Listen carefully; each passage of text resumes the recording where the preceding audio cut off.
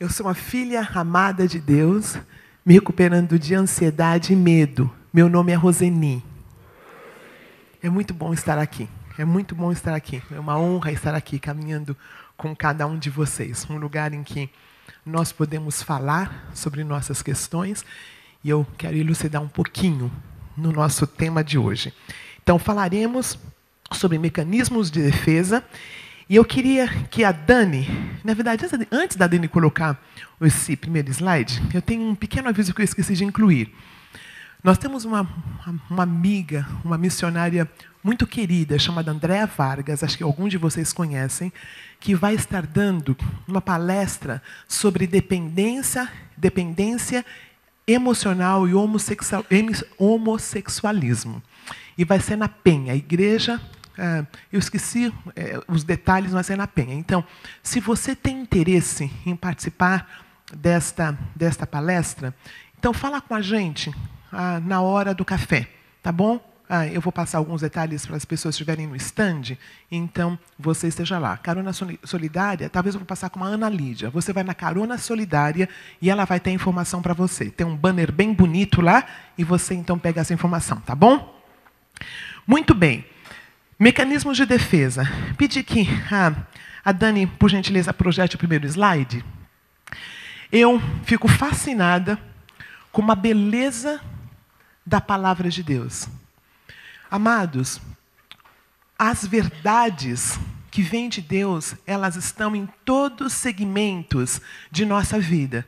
Se é de Deus, vai estar dentro da biologia, vai estar dentro da geologia, vai estar dentro da psicologia e vai estar dentro da psicanálise. Se não for de Deus, não vai subsistir a biologia, nem a geografia, nem a psicologia, nem a psicanálise, nem a teologia. Eu fui uma daquelas pessoas criadas, e o que me foi dito é que a verdade de Deus estava dentro da teologia. Se era da teologia, era de Deus. Eu tenho aprendido que muitas coisas de Deus não estão na teologia, muito pelo contrário. E estou entendendo que muitas coisas de Deus estão em outras áreas, em outro segmento. Eu não vou usar muito o nome dele, porque nós temos um certo preconceito contra Freud. Ele é uma das pessoas que falou muitas coisas que são próprias, que têm tudo a ver com a teologia, com Deus, e muitas coisas que não, né? Mas até aí a teologia também, né? Mas uma das coisas que foi muito debatida durante muito tempo foi um postulado dele sobre o inconsciente. E os líderes da época o criticaram severamente, porque ele dizia assim: eu não sou o que eu acho que eu sou. Eu não sou o que eu penso que eu sou. Tem alguma coisa dentro em mim que quer uma coisa e eu quero outra. Tem alguns impulsos meus que eles estão lá, mas eu quero outros. Tem uma divisão dentro de mim. E eu vejo que os cristãos, nós vemos isso na própria palavra de Deus. Nós vimos Davi. Ele fala assim: Senhor, sondas-me e conheces-me. Vê se há em mim algum caminho mau e me leve para o caminho eterno. Aí nós vemos, muitos anos depois, o próprio Paulo. O que eu quero fazer eu não faço, e o que eu não quero eu faço. Essa dicotomia interior está na Bíblia. Então ele postulou o seguinte: aquela parte branquinha é o que eu acho que eu sou, é o meu eu. Né? Nós vamos usar a palavra ego, mas é o eu. O eu. Quem eu acho que eu sou, algumas expressões de quem eu sou. Só que, abaixo disto, existe uma questão da inconsciência. E estas questões eu não me dou conta claramente o que é. Eu não sei muito bem o que está lá. Mas eu sei de uma coisa.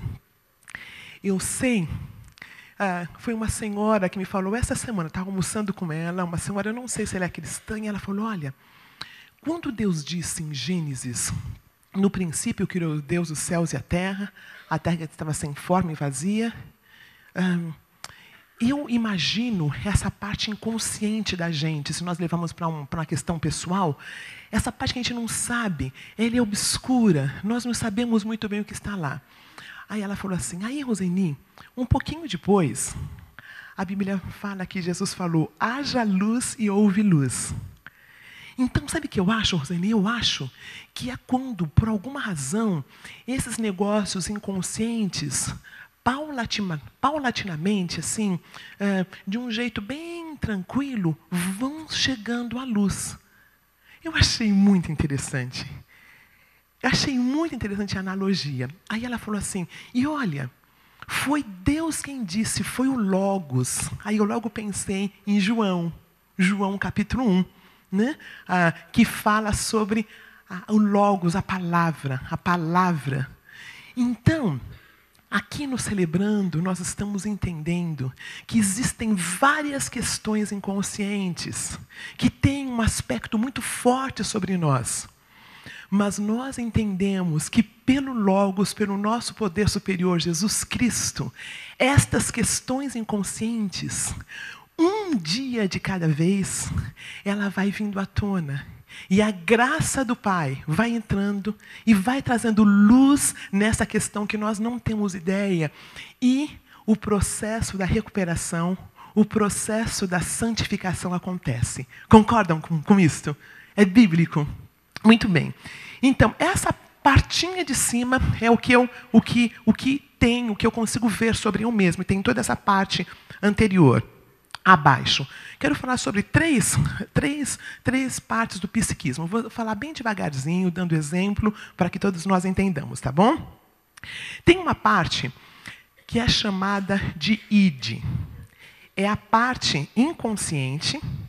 Ela está ali, tá vendo o id? Marronzinho. E essa parte é a mais primitiva, a menos acessível. Nós não conseguimos vê-la.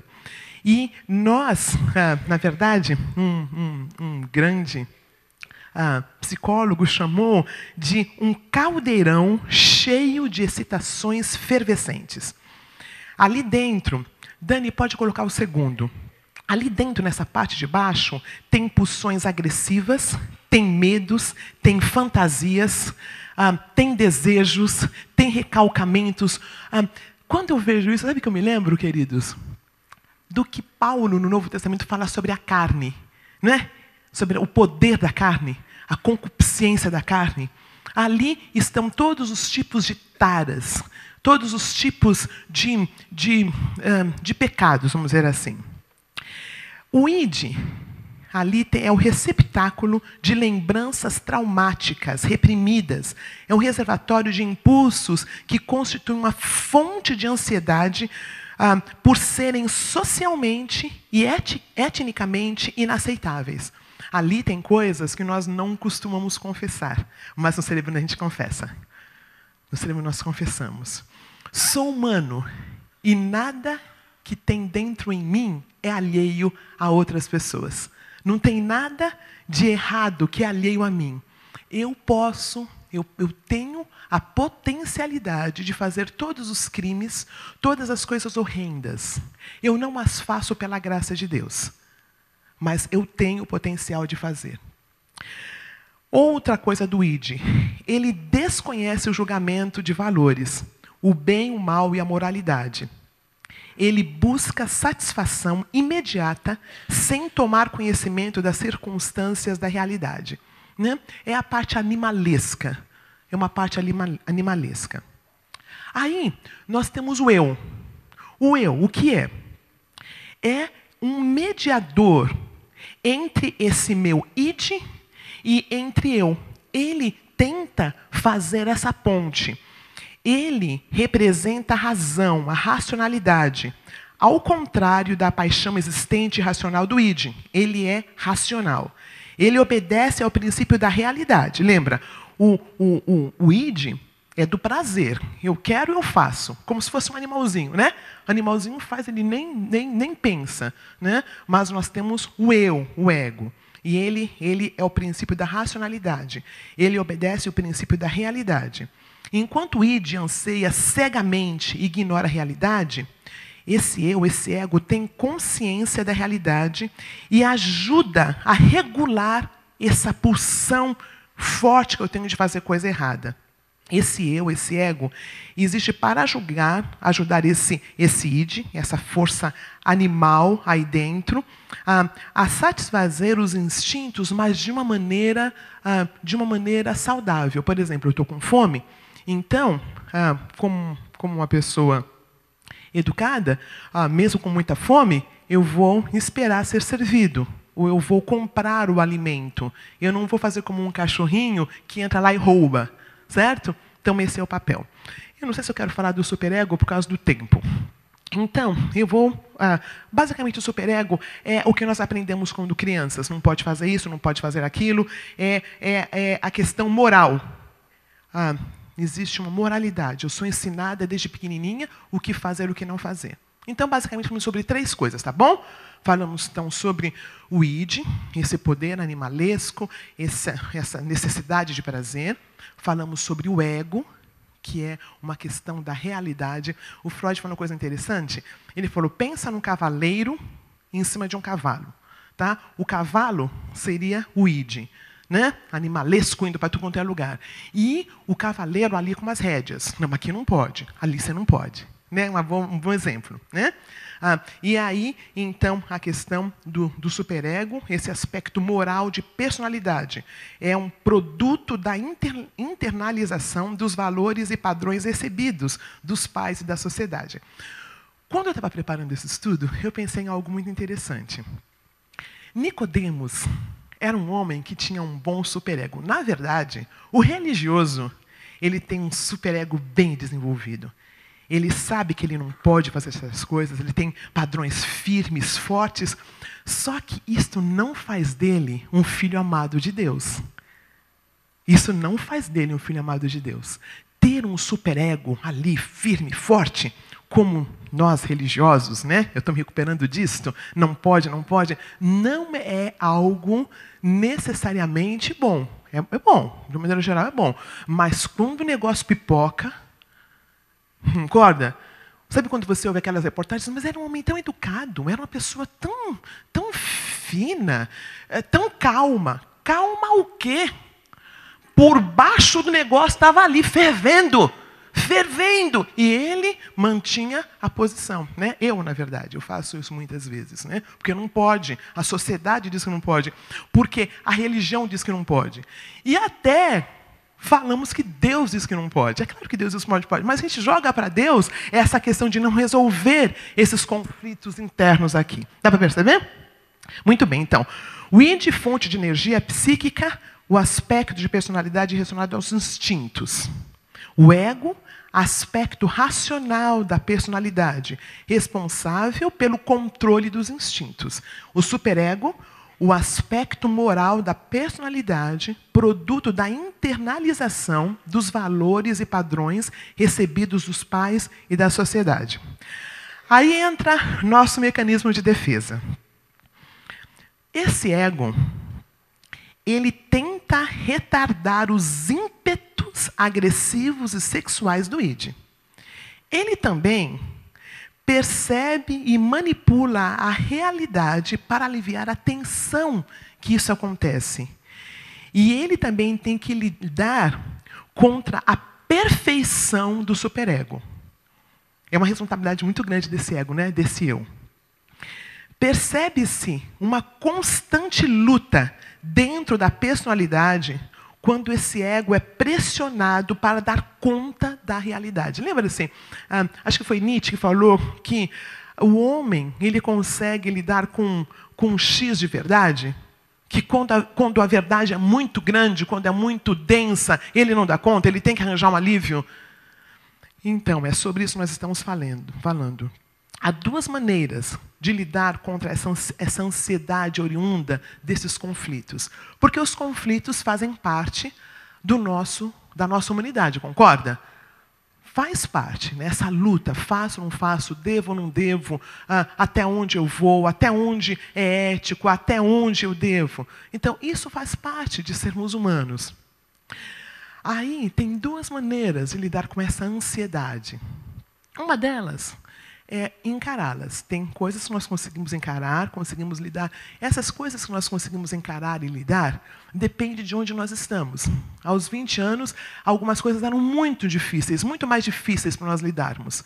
Agora, aos 40, já não é tão difícil, já conseguimos lidar.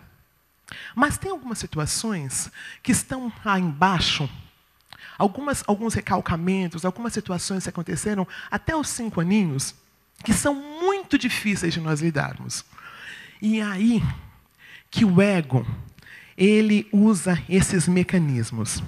Aí que ele usa esses mecanismos para defender-se da dor, para defender-se da situação que o atormenta. Então, basicamente, eu vou definir como mecanismo de defesa processos que aliviam o meu eu, o meu ego, do estado de uma tensão muito grande.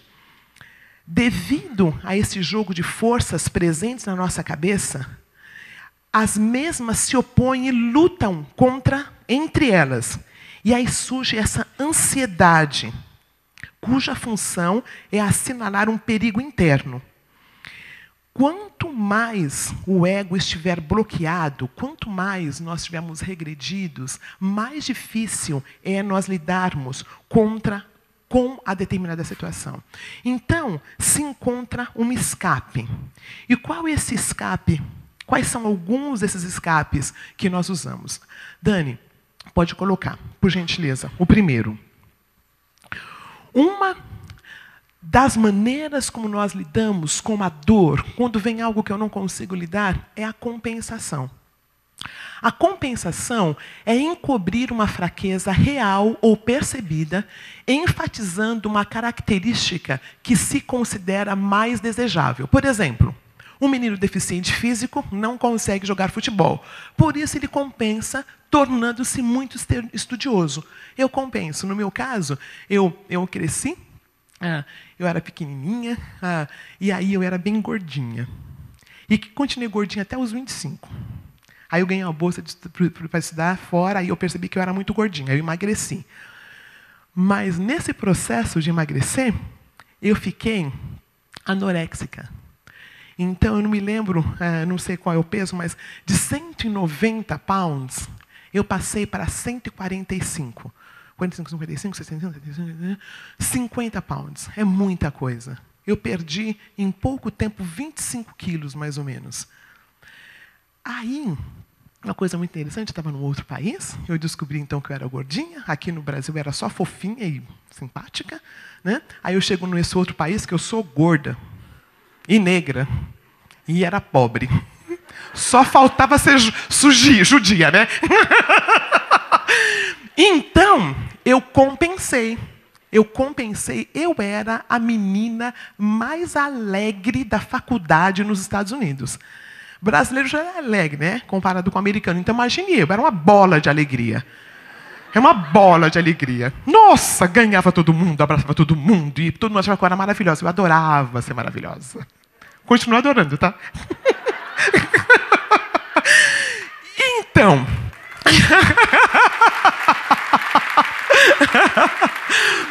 Então, queridos, isto chama-se compensação.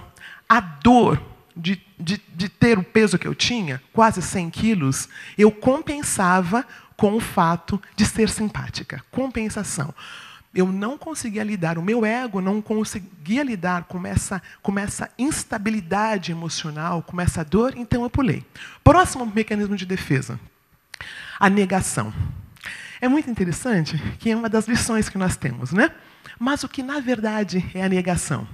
É recusar-se a reconhecer a existência de uma situação real ou os sentimentos associados a ela. Um exemplo, uma mulher toma bebidas alcoólicas todos os dias e não consegue parar e não reconhece que ela tem um problema.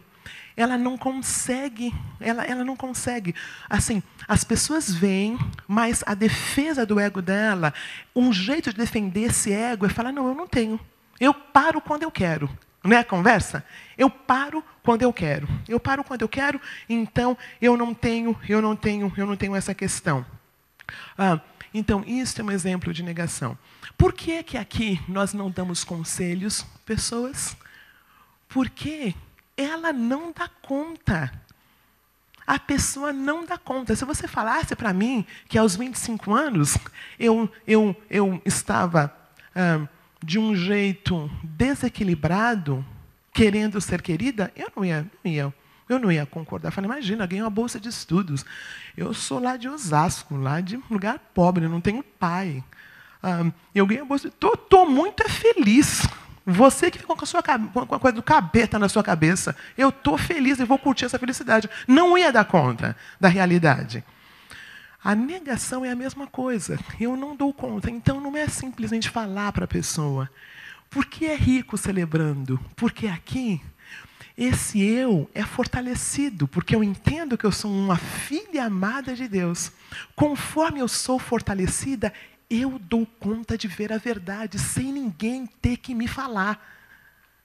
Quando as pessoas param de falar, o Espírito revela. A negação é isso, é um processo. As pessoas não negam porque elas querem negar, porque elas são mau caráter, porque elas são... pode até ser, tá? Mas não é exatamente por isso. Tá? Mas não é por isso, porque ela não dá conta. Mais um mecanismo de defesa. Deslocamento. A transferência de sentimentos de um alvo para outro que é considerado menos ameaçador ou é neutro. Por exemplo, o cliente está furioso com o seu médico. Ele não expressa isso, mas agride verbalmente a enfermeira lá fora. Quer ver um outro exemplo de deslocamento? Eu vou para um lugar, eu chego numa igreja que diz, não, aqui você tem que parar de fumar.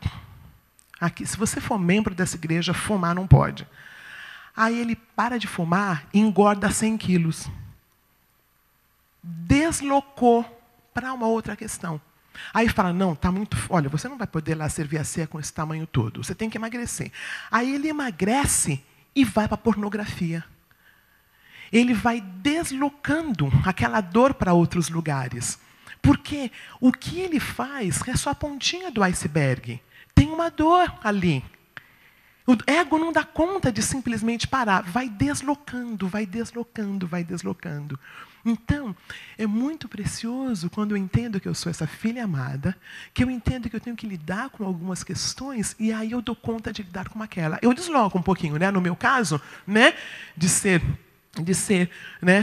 gorducha, aí fiquei bem magra, né? Aí, depois eu conto os outros, até o final da palestra. Não sei porque eu pedi para gravar esse negócio. Bom, a gente não vai nem no Facebook, tá? Nós temos uma regra aqui, tá? Que o que a gente fala aqui, fica aqui. Próximo. Identificação. Uma tentativa de aumentar o valor pessoal, adquirindo alguns atributos e características de um indivíduo que se admira. Exemplo, uma adolescente que precisou de uma reabilitação longa após um acidente. Decide tornar-se fisioterapeuta em consequência de suas experiências. Na verdade, todos nós passamos por identificação quando éramos pequenininhos. Né? Nós nos identificamos com os nossos pais. É assim que nós nos tornamos, com que nós nos estabelecemos. Eu tenho uma situação interessante, na qual uma vez eu falei com um líder sobre uma situação, e uma outra pessoa falou com um líder sobre a mesma situação.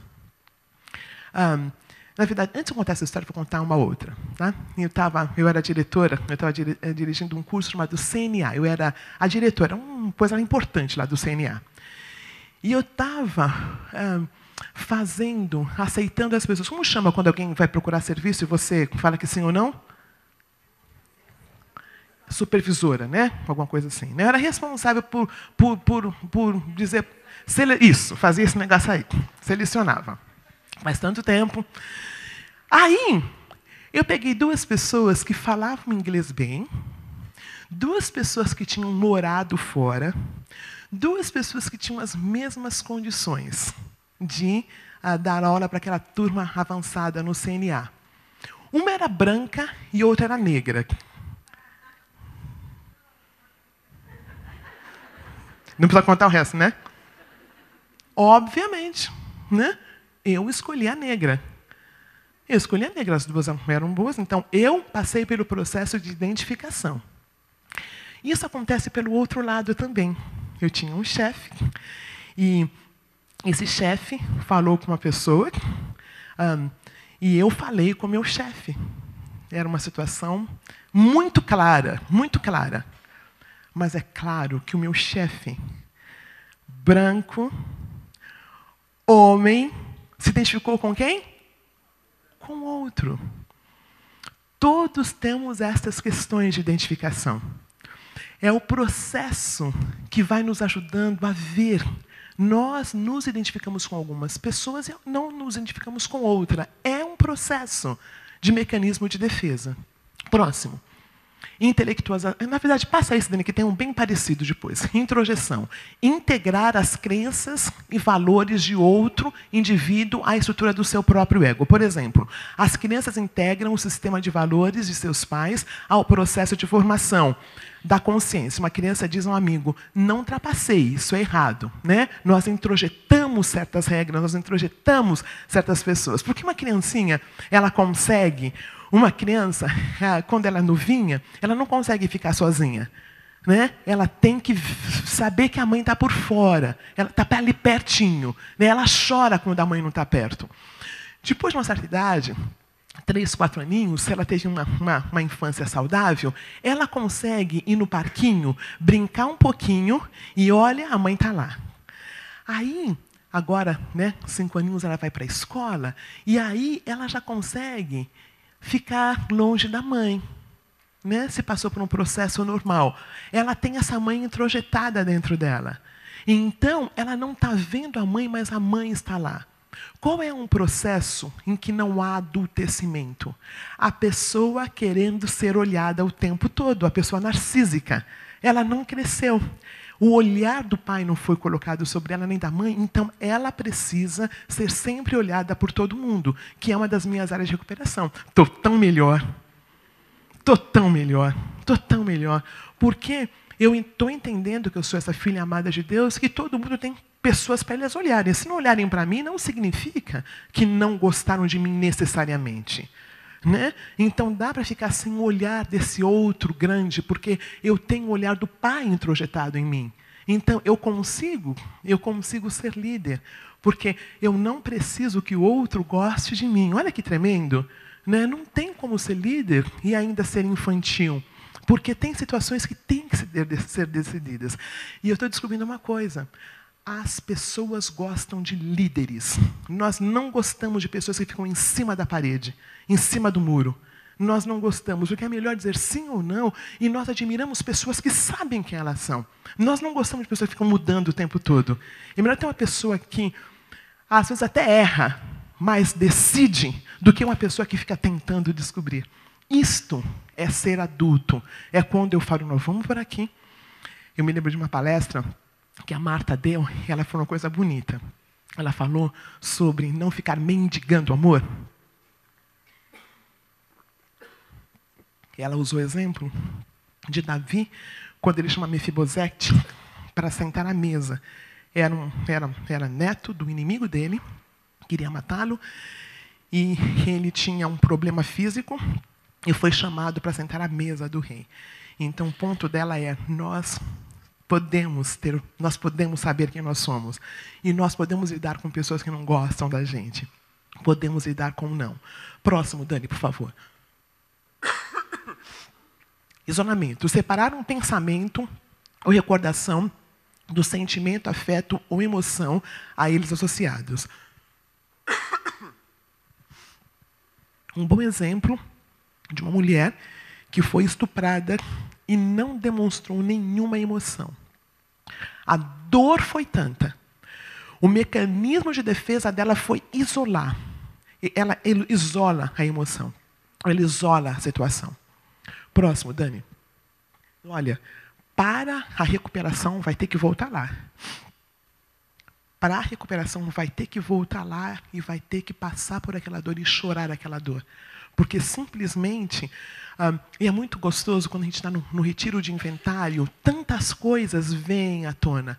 Porque a pessoa já trabalhou alguns passos, a pessoa fortaleceu o eu, e muitas coisas que estavam isoladas, que ela não dava conta, ela consegue falar. É a palavra cura. E como ela vai falando, ela vai se implicando, e ela consegue chorar aquela dor. Então, mecanismo de defesa até que a pessoa amadurece. Próximo. Volta por favor. A projeção. Atribuir sentimentos ou impulsos inaceitáveis de si mesmo a outra pessoa. Tá, eu errei ali. Atribuir sentimentos ou impulsos inaceitáveis de si mesmo para outra pessoa. Exemplo. A Maria sente uma forte atração sexual por seu treinador de corrida. Ela diz a uma amiga, ele está doidinho por mim. Está doidinho por mim. Né? Então ela joga para o outro o que é dela. Né? Joga para outra pessoa o que na verdade é dela. Próximo, por favor. A racionalização. Tentar desculpar ou formular razões lógicas para justificar sentimentos ou comportamentos inaceitáveis. Exemplo, João diz à enfermeira de reabilitação, eu bebo porque essa é a única maneira que eu tenho de lidar com o meu casamento horroroso. Então, racionaliza. Sabe um jeito que eu vejo, que é muito fácil de racionalizar? É a gente explicar. Um exemplo bíblico que eu tenho é Samuel. Samuel e Saul. Né? Foi dada a ordem que Saul não deveria oferecer nenhum sacrifício até que Samuel chegasse. Era para ir lá, fazer o que ele tinha que fazer, mas esperar Samuel. Samuel demorou e ele foi e ofereceu. Isso causou um grande impacto no rei Saul. Um grande impacto. Né? Porque, na verdade, ele perdeu o reinado ali, porque ele desobedeceu. Quando Saul chegou, ele falou assim, sabe o que é? É que o Senhor demorou muito, ia demorar muito, então eu ofereci. Ele racionalizou. Ele se defendeu, dizendo, porque o outro demorou, ele fez. Esse é um bom exemplo de racionalização na palavra de Deus. Próximo, por favor. A formação reativa. Impedir a expressão de pensamentos ou sentimentos inaceitáveis, exagerando pensamentos ou tipos de comportamentos opostos. Eu tenho 3 exemplos. Por exemplo, a Jane Ofen, ela odeia enfermagem, ela fez para agradar os pais, e durante o exercício da profissão, ela fala a estudantes em perspectivas sobre a excelência da enfermagem como carreira. Um outro exemplo que eu tenho é o que aconteceu no bar gay, alguns meses atrás. Eu me lembro quando eu soube da situação, né, que uma pessoa foi lá e matou várias pessoas. Eu falei, nossa, que coisa estranha. Né? Eu falei para a pessoa, puxa vida, era uma pessoa que não tinha lidado com a própria sexualidade. Né? E realmente, depois que eu fui ver a história, a gente foi ver a história, era uma pessoa que frequentava o bar. Ele tinha questões com a sexualidade dele, mas por não dar conta de lidar com a sexualidade dele, ele tem uma formação reativa, vai e mata todos os gays. É um exemplo excelente dessa reação, dessa defesa do ego. Eu não consigo lidar com o que tem em mim, então eu jogo para o outro. Um outro exemplo é na Bíblia, filho de Davi. Eu estou lendo o Velho Testamento. Eu estou numa fase tão linda, queridos, da minha vida cristã. Eu tenho decidido que eu vou escutar a Bíblia todos os dias, a Bíblia toda. Então, estou no Velho Testamento. Eu lia quando era religiosa, para ler, para fazer devocional. Hoje em dia eu faço porque eu gosto, eu curto, sabe? Faço logo de manhãzinha. E tenho ouvido as histórias de um jeito diferente. E tem a história do filho de Davi que se apaixona pela irmã. Mesmo pai, mas mãe diferente. Aí ele fez lá um esqueminha e conseguiu que essa irmã viesse servi-lo. Fingiu que estava doente, aí ela veio fazer uma sopa para ele. No que ela está servindo a sopa, ele a toma e ele a estupra. Ele estupra a própria irmã. Né? No momento, quando ele termina de estuprá-la, ele tem ódio dela, ódio, e manda embora como ela estava. Naquela época, o povo de Israel, toda uma cultura, ela sai acabada assim, ela é reconhecida, ela usava uma roupa de filha de rei, de princesa. Então ela tira essa roupa e coloca as cinzas na cabeça, que era o jeito como eles lidavam com isto, e é um tormento, é um tormento, é um tormento. Aí Absalão, que é o irmão dela, depois mata esse homem. É uma tormenta ali na Bíblia. Eu não sei de onde nós cristãos dizemos que vida, famílias cristãs são perfeitas. Não sei de onde tira isso. Né? Nós temos nossas dificuldades. Não chega tanto, mas nós temos dificuldades. Ali, na minha opinião, é uma formação reativa. Ele faz algo tão ruim, ele não tem como lidar com o desrespeito, com uma questão animal. Aquele id dele pegou forte, ele não sabia o que fazer. Ele a odeia. Assim que ele a possui, ele a odeia. Formação reativa. Uma das perguntas que nós vamos ter daqui a um pouquinho é qual é o possível mecanismo de defesa que você usa. Porque nós usamos alguns, poucos. Nós temos os nossos prediletos. Eu confesso que, enquanto eu preparei esse estudo, eu descobri que formação reativa é muito claro que eu uso. Muito claro que eu uso. Eu sou uma religiosa e não podia expressar raiva. Não podia. Sabe aquele superego que eu mostrei no comecinho? Bem desenvolvido em mim, bem desenvolvido. Então, não, e o religioso tem isso bem desenvolvido. Então, não podia expressar raiva. Então, eu me pego muitas vezes dizendo coisas positivas, quando, na verdade, né, teve algumas reuniões em que eu não podia falar. Porque a pessoa que está trabalhando isso, ela tem que trabalhar muitas questões ainda internas. Então, no processo, eu sempre me abstenho de falar. Porque se eu falar, vai ser muito duro. Então, a minha tendência é ir para o outro lado. Então, esse é o meu. Você vai tentar descobrir, quando nós dividirmos, qual é o teu, qual que você provavelmente usa bastante. Próximo, por favor. Regressão. Retirar-se em resposta ao estresse para um nível anterior de desenvolvimento e as medidas de conforto associadas a este nível. Exemplo. Ao ser hospitalizado devido a amidalite, Jay, de 2 aninhos, só mama na mamadeira, embora sua mãe diga que ele está tomando leite no copo há 6 meses. E a gente vê isso muito com criança. Que ela está indo, de repente, ela quer a chupeta. Já não tem chupeta há um tempão. Nós, pessoas que estão em recuperação, temos a tendência de voltar, né? É o nosso lapso. Já não ligávamos para a pessoa há um tempão. Não sabe? Tão bem. De repente, deu um probleminha, né? E a pessoa nunca atende, né? Mas você continua ligando. A pessoa nunca pode falar com você, você continua ligando. Né? Isso é um exemplo de regressão. Você está já caminhando no seu processo de recuperação e você tem uma regressão ao anterior, assim como um bebê. Próximo, por favor. Repressão. Bloquear involuntariamente da própria consciência sentimentos agradáveis. A vítima de um acidente que não consegue se lembrar nada a respeito do acidente. Tá? Então, ele reprime, ele manda lá embaixo para o inconsciente. Ele não lembra. Né? É uma defesa do ego. Vocês sabem disso? Que é um jeito de a gente não sentir aquela dor, do impacto daquela batida. A gente não lembra. Né? A gente vai para o hospital, a gente passa pela UTI. Né, doutora? Ju. Né? E a gente não lembra daquilo, porque é um jeito de nós guardarmos essa dor, não passarmos por essa dor. Próximo, por favor. Sublimação. Esta é a considerada ideal. Quando você sublima aquela situação. Quando você consegue fazer algo diferente. Redirecionar as pulsões ou impulsos que são pessoal ou socialmente inaceitáveis para atividades construtivas. Por exemplo, uma mãe cujo filho foi morto por um motorista embriagado canaliza sua raiva e energia para ser a presidente da seção local das mães contra motoristas bêbados. Né? É interessante, alguma coisa produtiva que você faz. Né? Aí você perdeu um filho com um câncer raríssimo. Então, aquela dor te faz levantar fundos de pesquisas para aquela doença que acabou levando o seu filho. Sublimar uma situação. Sublimar uma situação. Dizem que, da Capela Sistina, Michelangelo, né? Ele era uma pessoa que tinha muito talento. Mas ele era bem... A questão sexual dele era muito complexa.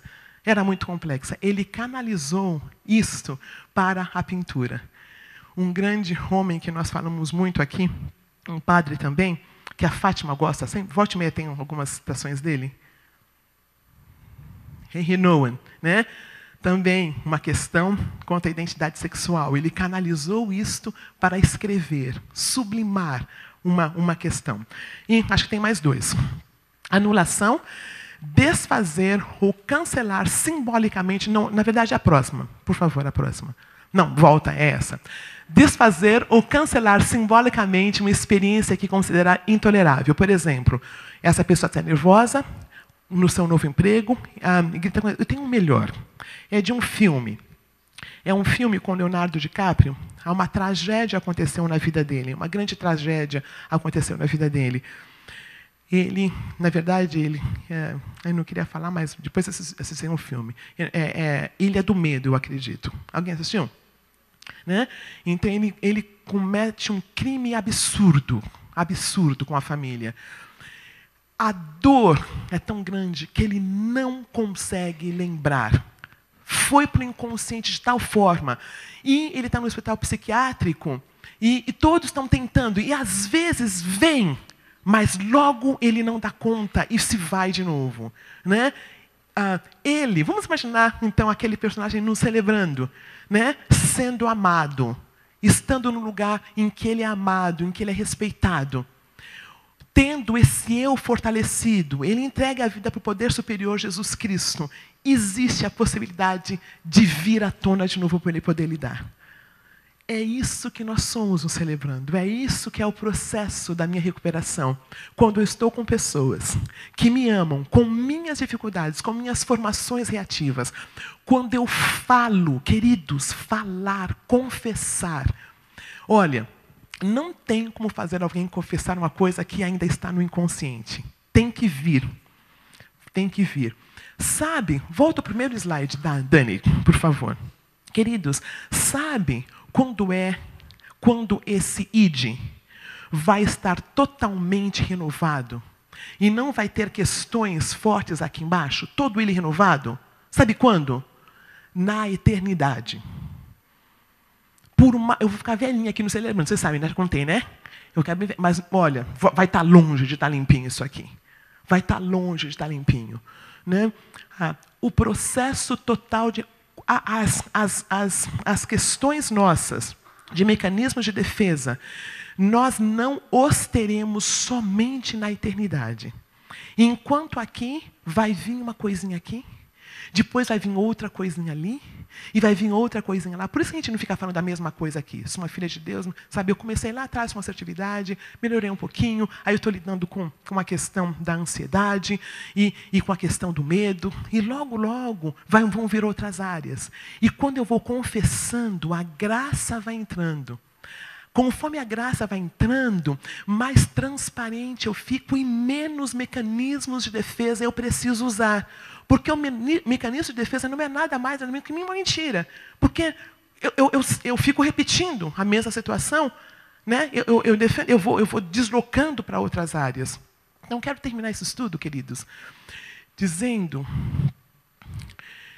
que a graça de Deus é suficiente para lidarmos com este ego frágil que está tentando equilibrar todos os impulsos carnais que nós temos, esse superego que nos assola, que diz que não pode, e ele vai recebendo a graça de Deus para se fortalecer, entendendo que ele é um filho amado de Deus. Então ele consegue lidar com as situações sem ter que negar, deslocar, usar formação reativa, deslocar, e sejam eles quais são o que nós usamos para lidar com essas defesas.